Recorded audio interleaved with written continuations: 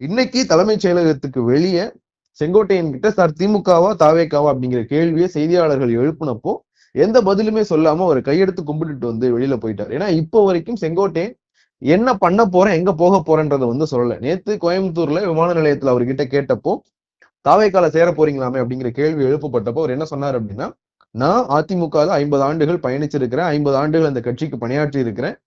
இன்னைக்கு எனக்கு அதுக்கு என்ன பரிசு கிடைச்சிருக்குன்னா அந்த கட்சியினுடைய உறுப்பினர் கூட இல்லை அப்படிங்கிற ஒரு இடத்துக்கு என்ன நகர்த்தி இருக்கிறாங்க. நான் வந்து பெரிய மனவேதனையில இருக்கேன் அப்படிங்கிற விஷயத்த மட்டும் சொல்லிட்டு அவரு கடந்து போயிட்டார். அதற்கு பிறகு தலைமைச் செயலகத்துக்கு கிளம்பும் போது அவருடைய வீட்டுல வச்சு இன்னைக்கு செய்தியாளர்களை சந்திச்சப்ப என்ன சொன்னார் அப்படின்னா, இன்னும் ஒரு நாள் பொறுத்துருங்க அப்படின்னாரு. சோ இந்த ஒரு நாளைக்குள்ள என்ன வேணாலும் நடக்கலாம். நம்ம நேத்து பேசின வரைக்கும் இன்னைக்கு காலையில பொழுது விடிகிற வரைக்குமே செங்கோட்டையன் தாவேக்கால சேர்றாரு அப்படிங்கிற செய்தி தான் வந்து உறுதிப்படுத்தப்பட்ட செய்தியா இருந்தது. இன்னும் அந்த செய்தி மறுக்கப்பட்ட செய்தி ஆகல. ஆனா திமுக கடைசி நேரத்துல இதுல ஒரு ட்விஸ்ட வச்சிருக்கிறாங்க.